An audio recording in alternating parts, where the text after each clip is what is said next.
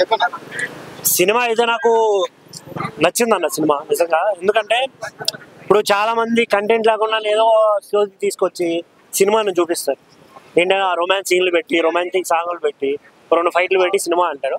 But ఈ సినిమాలో full ప్లెడ్జ్డ్గా నేనైతే నవ్వుకున్నాను.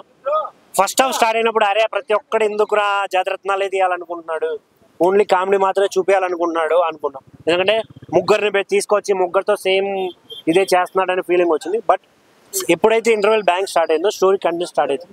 అక్కడ నుంచి నాకు కొంచెం ఇంట్రెస్టింగ్ అనిపించింది. ఆ దెయ్యం వచ్చినప్పుడు ఏంటి ఏం జరిగి ఉంటుంది, అసలు ఏమై ఉంటుంది అనే ఎక్సైట్మెంట్తో చూశాను. లాస్ట్లో ఆ దెయ్యంతో పెళ్ళి ఎక్స్పెక్ట్ చేయం కదా ఎవరు దెయ్యంతో పెళ్ళి అంటే, ఆ దెయ్యం ఏదో వీళ్ళు చంపేస్తుంది అంటే వగేరా వగేరా అనుకుంటాం. బట్ ఆ సీన్లు మధ్యలో ఈ అఘోరా డైలాగులు, వీళ్ళు ముగ్గురు ఉంటారన్న 3 కోతులు ఉంటాయి, గుర్తుంటుంది కదా మీ అందరికి తెలిసే ఉంటుంది. ఆ 3 కోతులు వీళ్ళే. పాప ఆ జన్మలో తప్పు ఇక్కడ వచ్చేసారు. నాకైతే చాలా అంటే చాలా ఎగ్జైట్, ఫుల్ నవ్వేసుకున్నాను నేను.